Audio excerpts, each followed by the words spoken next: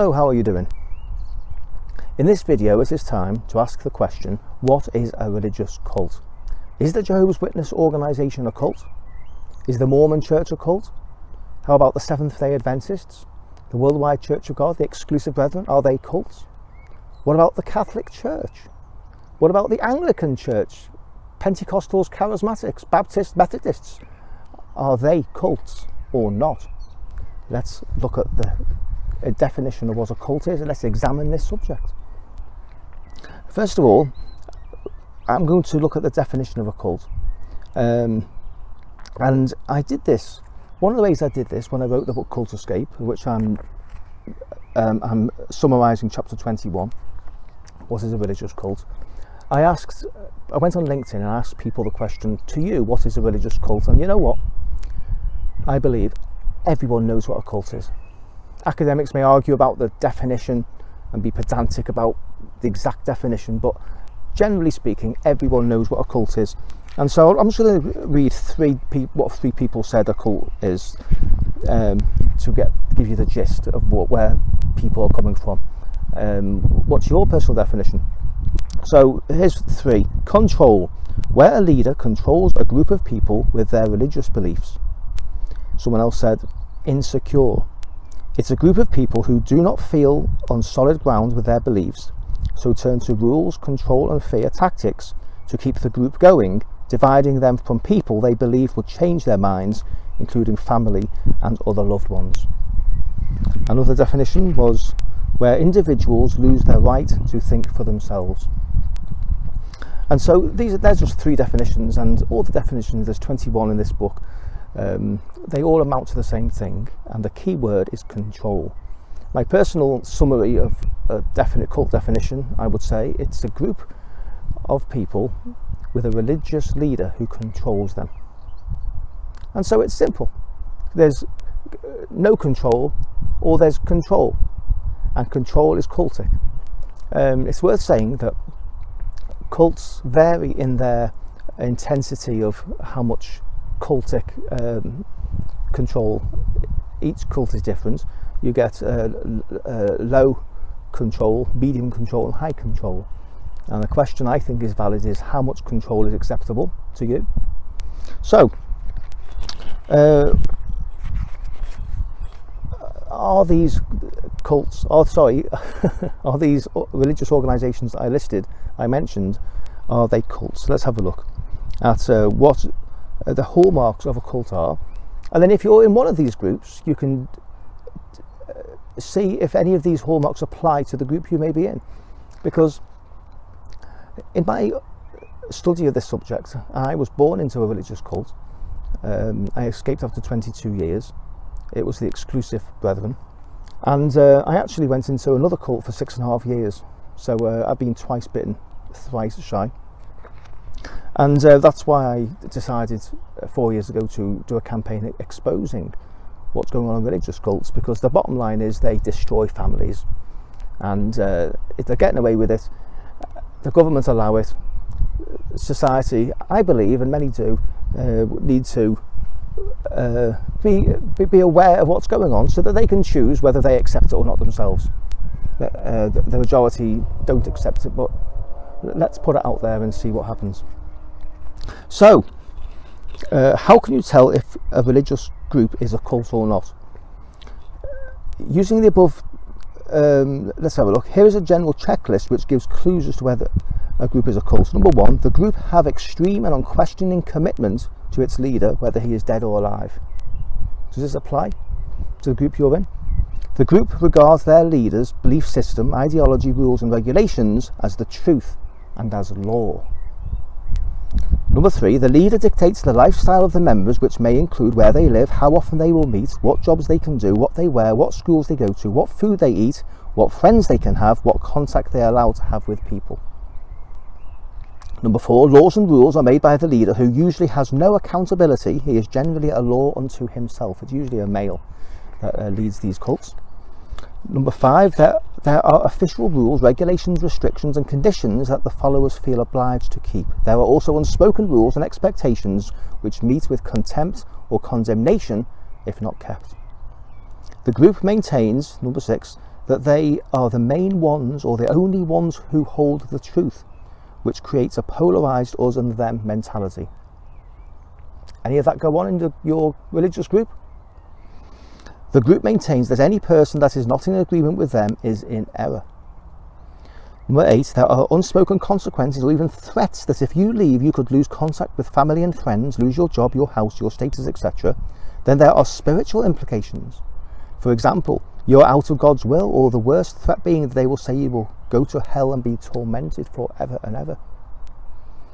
Number 9, the leader demands absolute loyalty and unquestioning commitment. Asking questions is discouraged and punished as it shows signs of mistrust. Number 10, members are indoctrinated or brainwashed into believing that there can be no life outside the group. They believe there is no alternative and no need to examine their beliefs because they are right. That is something which I live with in those two cults. We were right. We were the only ones who were right. Is that what your group thinks? Or if you've left a cult, do you relate to these hallmarks? So, with that, as the sun is going down and I'm in this field under an old oak tree, I'm just going to go down 12 cult-related questions to consider. And this is really, I think, is an important topic because we come into this world via our mother and our father, and we may have siblings, we may have family, and for a group, for a person, a leader of a group to influence your family, to separate you from them for life, is it goes against the fabric of society. It destroys families, and that's how I believe important this is, which is why I'm doing this campaign under this oak tree, flicking flies off me, which are, I think, the farmers being out manuring the fields. Anyway, let's go. Number 12 cult related questions to consider. Listen to these are interesting. These, I think they are anyway. Are religious cults really such a significant problem? Come on, is this just a bee in my bonnet because my family's been destroyed? Is this a subject that's really worth spending any time on, or should we just talk about something else? Listen to this. Independent, this organisation, reported in 1994 that more than 500 cults that use mind control to recruit and keep members were operating in the United Kingdom, and that up to 500,000 people in Britain are or have been involved with a cult. In 2014, the UK's Cult Information Centre stated that there is an estimated 500 to 1,000 cults in the UK, and that they are on the rise. Another study noted that a conservative estimate is that between 2 million and 5 million Americans have experienced cult participation. An Australian government committee in 2000 estimated that while exact numbers of members are unknown, 2 or 3% of the population, about 500,000 people in Australia, are involved in cults in one way or another. An article on the impact of cults on health noted that with this level of involvement, even a low incidence of abuse is likely to mean that thousands of people are affected. I went down to London a couple of years ago to a charity called Inform, who inform the government about cultic matters and other things, and I wanted to see their database of how many cults that they had on, and there was almost 1,000, 960 or 70 cults on their database, so that I wanted to see it for myself, so I wasn't just quoting figures hearsay. So it is a significant problem when you multiply that amount of destroyed families in this country as a result of religious cults. Next question: what makes a person join a cult? A variety of reasons, such as the need to belong, wanting to be loved and accepted, being vulnerable, wanting a purpose in life, or curious and getting deceived by the lures of esoteric knowledge. Many are in a transition period of their life and are looking for something to put their faith into. Many, like myself, were born into a cult and grew up thinking it is normal. That's how many people join cults. Question: what is esoteric knowledge? Esoteric means private, secret, confidential, and is intended to be revealed only to the initiates of a group. It is special knowledge understood by a select few. It's one of the cultic hallmarks. Question: what is the honeymoon period in a cult? When a person joins a cult, they are treated very carefully, given great respect, lots of attention, flattery and love, called love bombing, and are made to feel that they truly belong there. This sudden feeling, very important, can be intoxicating to the unsuspecting victim.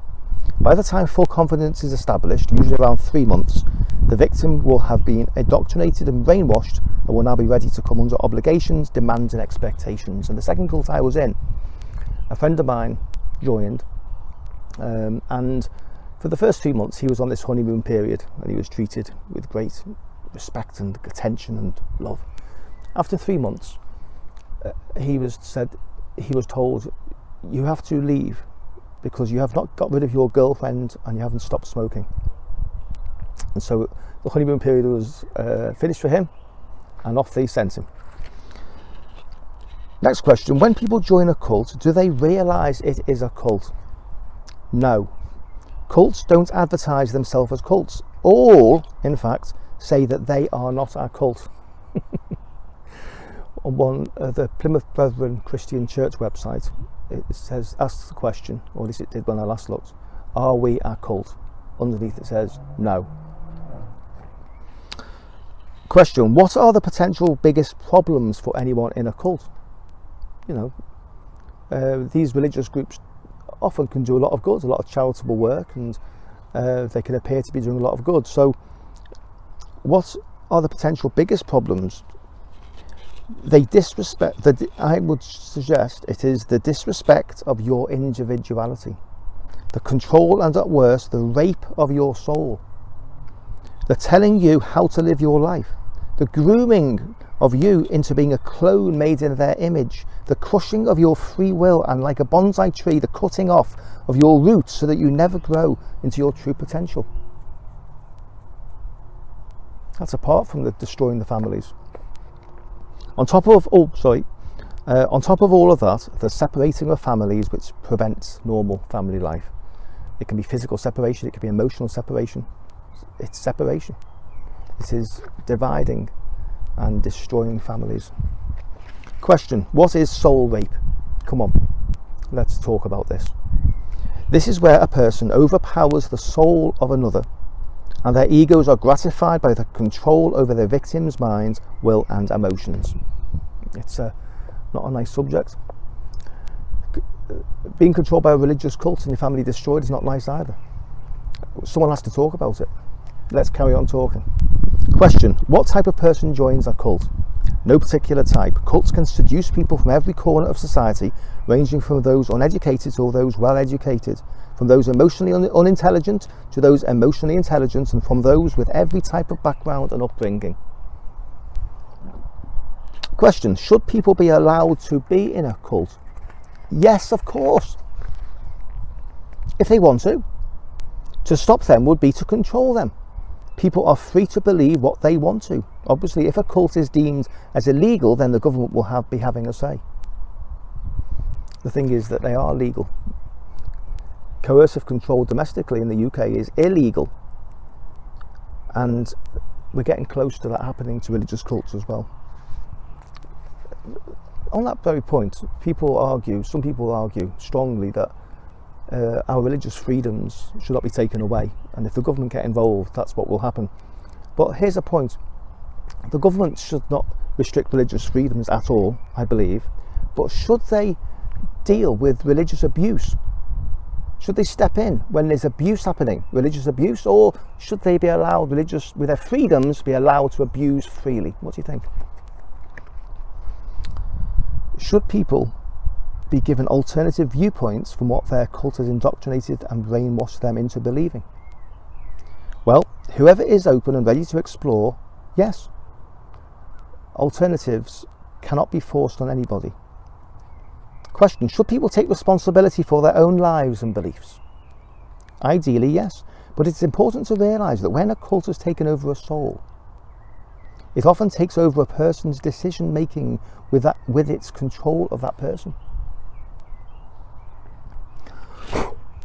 Get away, fly.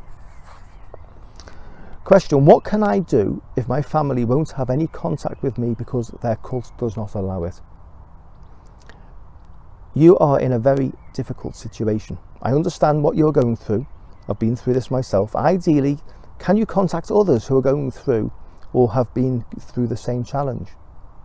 During this time, make sure you're in regular contact with a group of friends who will support you. Search the internet for resources and groups with ex-cult members from the group you are in, and learn from their experiences and get advice. That's just a summary.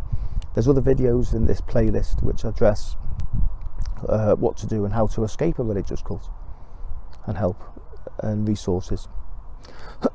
Excuse me. Question: were the exclusive brethren that I was born into a cult? Now maybe you are right now in what was known as the exclusive brethren. It's now the Plymouth Brethren Christian Church. It's been rebranded to fit in with charitable status guidelines, apparently, so I believe. Was it a cult? And my answer is going to apply to other religious groups as well, so see if you relate to this. The English Oxford Dictionary defines a cult as a system of religious veneration and devotion directed towards a particular figure or object. When I was in the exclusive brethren, I had to go to 11 meetings, in the latter years 10, a week. This was the instruction of the man of God. It was normal in every meeting to include prayer for our leader, who we call the man of God, the universal leader, the elect vessel, the leader of the recovery of the truth, and other titles. Cult leaders are very titular. They love their titles. Every month he was sent a financial gift of a few £100 just from our assembly, and I believe every single assembly around the world sent him money each month too. Hundreds and hundreds of different assemblies around the world. On every lounge wall of every house there were prominent photos of our current leader and all the previous leaders going back to J.N. Darby, big photographs. Reminds me of Saddam Hussein in Iraq, when everyone had to have a photograph of him, didn't they? Well, many did anyway. Was that a system of religious veneration and devotion directed to a particular figure? What do you think? The man of God had tremendous power over every single member worldwide. This power controlled the type of house we were allowed to live in, the jobs we could do or not do, where we could eat, where we could sleep, who we could marry, the length of our hair, the forbidding of pets, the total ban on mobile phones, computers, TV, radio, even anything radio controlled.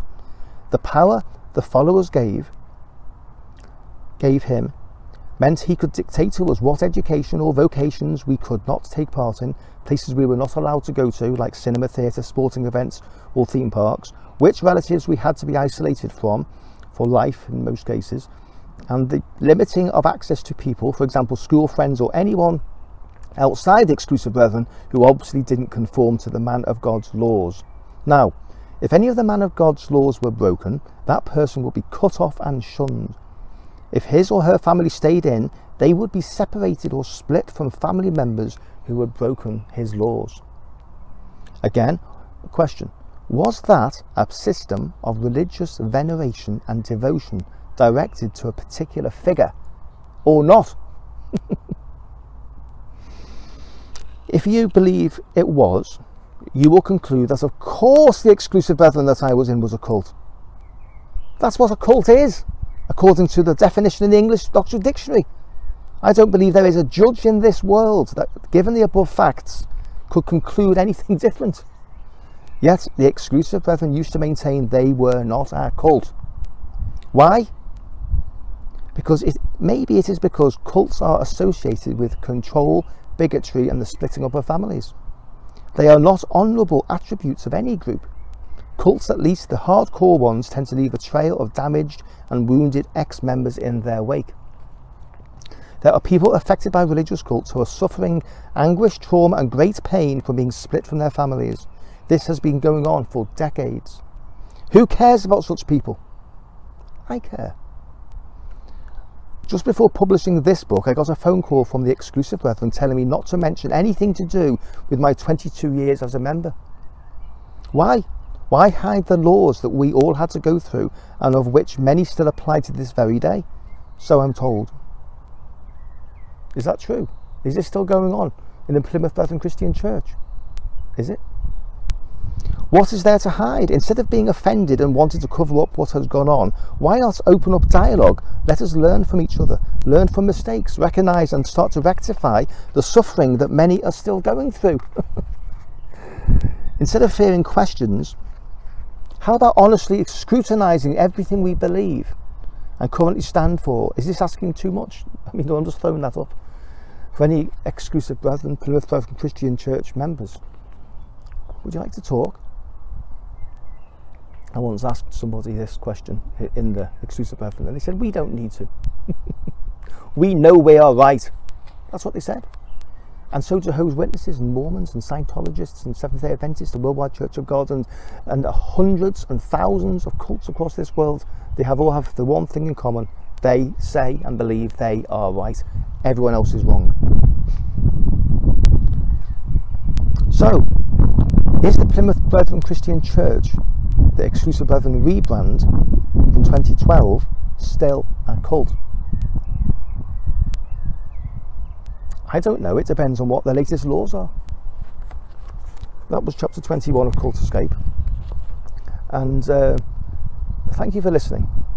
It's just to create awareness of what's going on so that people can be given an alternative choice, another way of looking at things, in case they wanted to examine their life and maybe decide that they're being controlled and it's not what they want.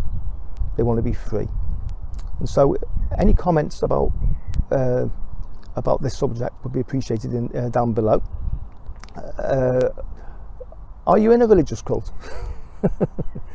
Were you in a religious cult? If so, do you care to tell us what it was? And why was it a cult? Why is it a cult? As we open up this topic and on social media and YouTube and the websites and things, you know what, there's people leaving these religious cults. I had a message 2 weeks ago from someone, 2 or 3 weeks ago, from someone who told me, thanks me for the information and the resource, and now they've left. And I thought to myself, come on, let's keep going. See you soon.